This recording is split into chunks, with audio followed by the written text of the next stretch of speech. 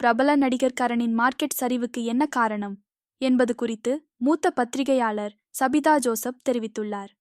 பேட்டி ஒன்றில் பேசிய சபிதா ஜோசப், ஹீரோவாக நடிக்க ஆசைப்பட்டதுதான் கரணின் படவாய்ப்புகள் இழக்க காரணமே தவிர மற்றபடி வில்லன் கேரக்டருக்கான வாய்ப்புகள் அவருக்கு அதிகமாக வந்து கொண்டே இருந்தன என்றும் விரிவாக பேசியிருக்கிறார். ரால்வோன் யூடியூப் சேனலுக்கு இன்டர்வியூ தந்த சபிதா ஜோசப், கரணின் சொந்த பெயர் ரகு, தமிழகத்தை சேர்ந்தவர்தான்.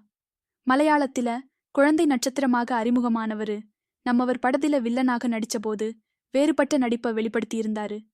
கண்ணன் எதிரே தோன்றினால், லவ் டுடே போல ஹீரோவுக்காக சில படங்களை செஞ்சாரு.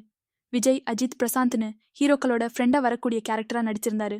ஹீரோவா சில படங்களை நடிச்சதோட சில படங்களை சொந்தமாக தயாரிக்க ஆரம்பிச்சாரு. அப்போ அந்த பொண்ணு கரண்கிட்ட மேனேஜரா ஒர்க் பண்ணனாங்க.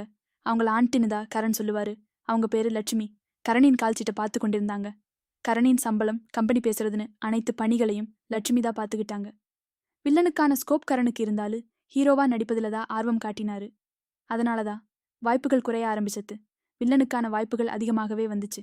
லட்சுமி, கரண் இருவரும் நல்ல நட்புடன் இருந்தாங்க. ஒரு முறை என்ன நேர்ல சந்திக்கணும்னு சொல்லி லட்சுமி கிட்டிருந்து எனக்கு பேஜர் மெசேஜ் வந்தது. அதற்குள்ள மௌனம் ரவி என்னை சந்திச்சு, லட்சுமி தற்கொலைக்கு முயற்சிக்க போறாங்க போல, உன்னை தேடிட்டு இருந்தாங்கன்னு தகவல் சொன்னாரு. உடனே நான லட்சுமியை சந்திக்க சென்றேன். அப்போ அவர் என்னிடம், கரண் சார் முன்பு போல என்னிடம் பேசுவதில்லை, அவர்கிட்ட யாரோ சந்தேகத்தை கிளப்பி விட்டிருக்கிறாங்க, இல்லனா அவரது வீட்டில யாராவது ஏதாவது சொன்னாங்களா தெரியல, எனக்கு வருத்தமாயிருக்கு, தற்கொலை செய்து கொள்ளலாம் போலிருக்கு என்றார்.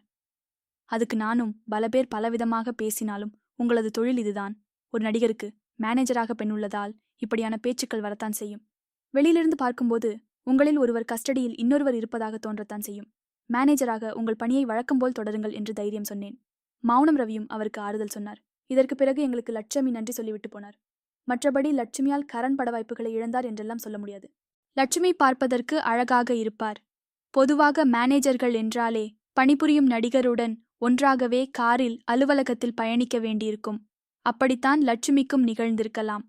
இவர்களை எப்போதுமே ஒன்றாக பயணிப்பது குறித்து கரணின் வீட்டில் யாராவது எதையாவது சொல்லியிருக்கலாம், அல்லது நண்பர்கள் மத்தியில் யாராவது ஏதாவது சொல்லியிருக்கலாம். அதனால் கூட இப்படி ஒரு முடிவை வீட்டில் எடுத்திருக்கலாம். ஆனால் சினிமா தெரிந்தவர் லட்சுமி, பல தயாரிப்பாளர்களை அறிந்தவர் லட்சுமி.